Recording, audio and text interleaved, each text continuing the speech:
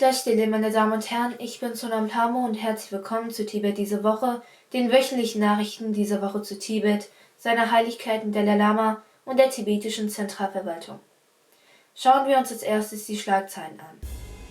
Seine Heiligkeit der Dalai Lama führt einen Dialog mit Jugendleitern. Seine Heiligkeit der Dalai Lama beglückwünscht die Friedensnobelpreisträger. Seine Heiligkeit der Dalai Lama gedenkt Havel am 25. Jahrestag der Forum 2000 Konferenz. Das 17. tibetische Exilparlament wählt 3 Frauen als Galö des 16. Gascha. Sejong hält Sondersitzung über die tibetischen Schulsysteme ab. Die tibetische Gemeinschaft in Belgien hält einen erfolgreichen Grünbuchtag ab. Repräsentant Dr. Arya besucht die Kammer des japanischen Premierministers und überbringt die Botschaft von Sejong. Repräsentant Murdoch Tsering nimmt an den Feierlichkeiten zum 110. Nationalfeiertag von Taiwan in Washington DC teil. Shimla United FC holt den 26. Gyaltsyn Chinmo Memorial Gold Cup. Parteiübergreifende Gruppe für Tibet im schottischen Parlament wiedergegründet.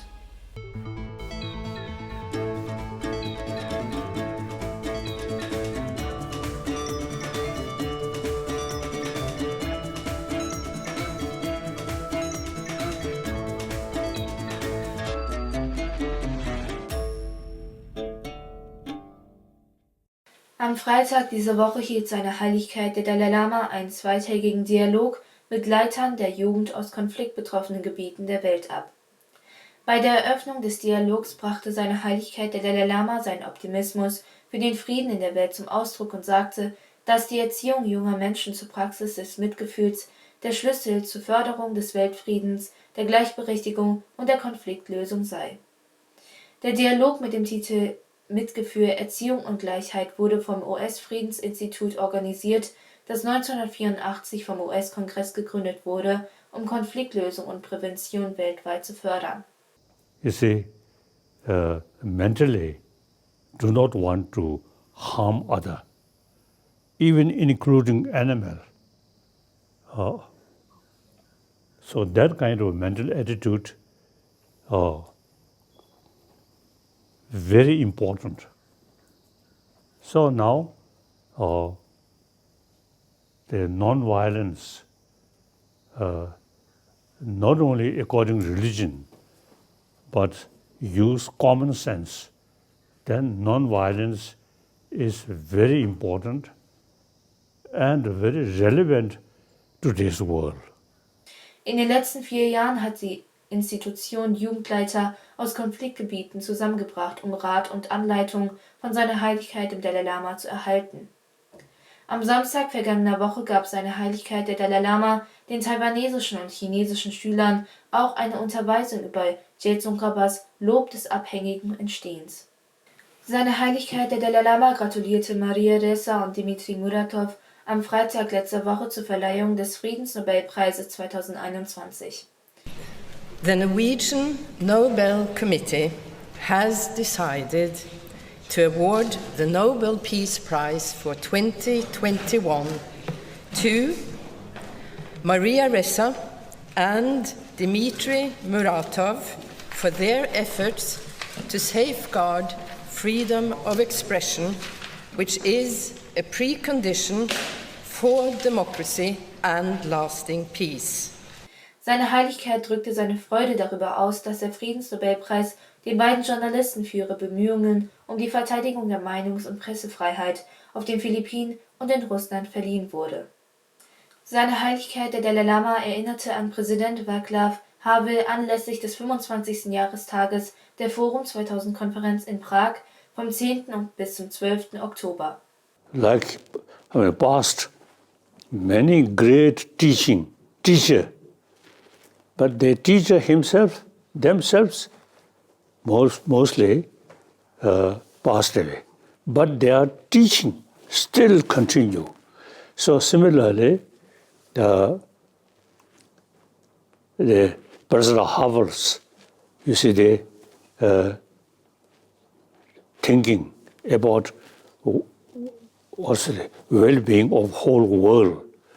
Person no longer, but idea still very relevant. And therefore, the people who admire him myself, he's created as a very clear friend, trust friend. So we have the responsibility to carry continuously, you see, his loving kindness and commitment for universal responsibility. Das Forum 2000 wurde 1996 als gemeinsame Initiative des verstorbenen tschechischen Präsidenten Václav Havel, des japanischen Philanthropen Yohei Sasakawa und des Friedensnobelpreisträgers Elie Wiesel gegründet.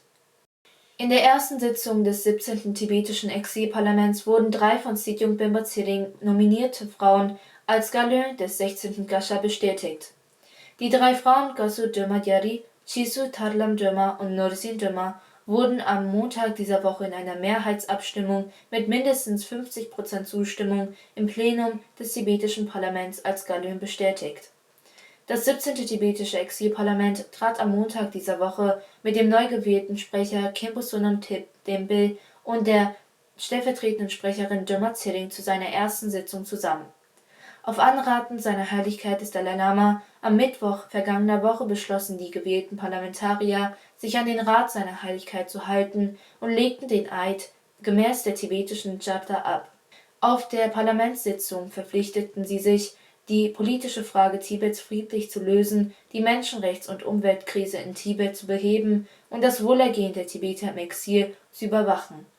Khenpo Sonam Denbil und Döma Tsering gewannen die internen Wahlen für ihre jeweiligen Ämter, den Sprecher und die stellvertretende Sprecherin, mit jeweils 23 Stimmen der 45 Parlamentarier und wurden am Samstag letzter Woche vereidigt. Bei einem Sondertreffen mit den Leitern verschiedener tibetischer Schulen am Donnerstag letzter Woche sagte Sidjung Bemba Tsering, dass die verschiedenen tibetischen Schulsysteme ihre unterschiedlichen Bemühungen koordinieren und konsolidieren müssen, um das gemeinsame Ziel zu erreichen, die tibetischen Kinder zu verantwortungsbewussten, sozial engagierten Bürgern zu erziehen. Sidjung erklärte, dass die tibetischen Schulen zwar unter verschiedenen Schulsystemen arbeiten, aber dem gemeinsamen Ziel dienen, den tibetischen Kindern eine hochwertige Bildung zu bieten.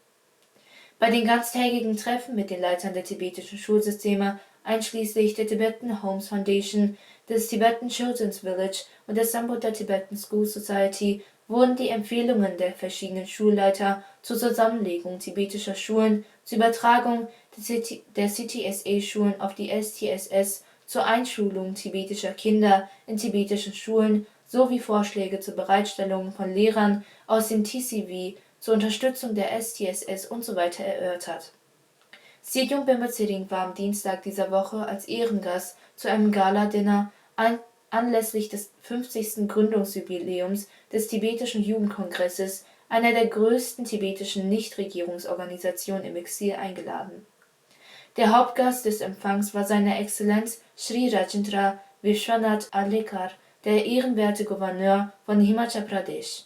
Der Ehrengast war Sri Indresh Kumar, der Gründer von Bharat Tibet Sahyog Manch.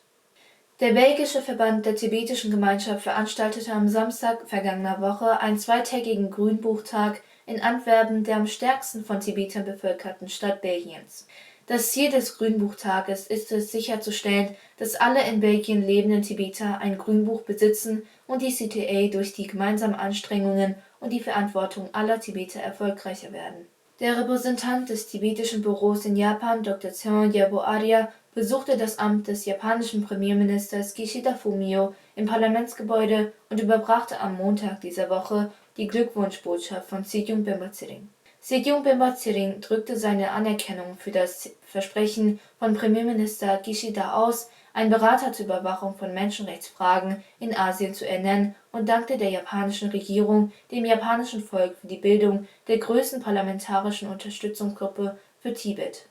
Der Abgeordnete Nguruk Tsering nahm am Mittwoch letzte Woche an den Feierlichkeiten zum 110. Nationalfeiertag der ROC Taiwan teil.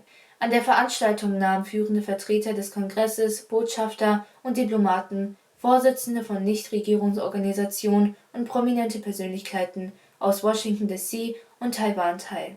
Der Vertreter traf unter anderem mit dem taiwanesischen Botschafter Bi Kim Hsiao zusammen, der ein großer Freund und Unterstützer der tibetischen Sache und ein Verfechter für Freiheit und Demokratie ist, sowie mit Nuri Tökel, dem stellvertretenden Vorsitzenden des US-Beauftragten für internationale Religionsfreiheit, und Botschafter Derek Mitchell, dem Präsidenten des National Democratic Institute. Am Dienstag dieser Woche sprach der Repräsentant Murdup Ziring vor den Studenten der Universität von Rhodes Island ausführlich über die 4 Hauptverpflichtungen seiner Heiligkeit des 14. Dalai Lama.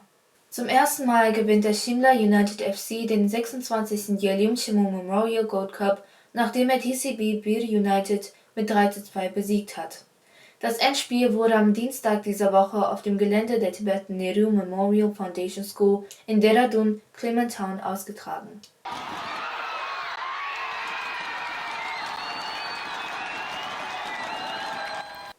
In einem 12-tägigen Turnier traten 10 verschiedene Mannschaften aus tibetischen Siedlungen in Indien und Nepal gegeneinander an.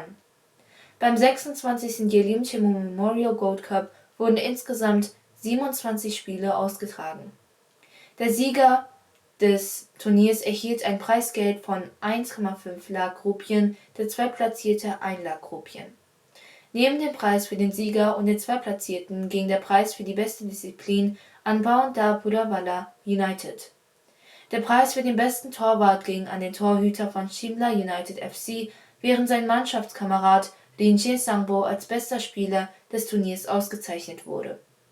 Chayang Lote von Bir United wurde als bester Torschütze ausgezeichnet, da er in diesem Spiel 7 Treffer erzielte.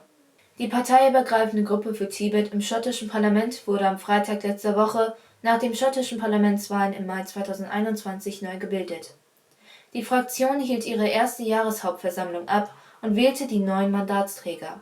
Die Mitglieder wurden über den Aktionsplan informiert, den das Netzwerk der Tibet-Unterstützungsgruppen während der COP26 in Glasgow initiiert hatte. Denzin Chökyi von Tibet Watch und John Jones von Free Tibet informierten die Gruppe über die wichtigsten Themen in Tibet und die geplanten Kampagnen. Ich danke Ihnen für Ihre Aufmerksamkeit. Auf Wiedersehen und bis nächste Woche.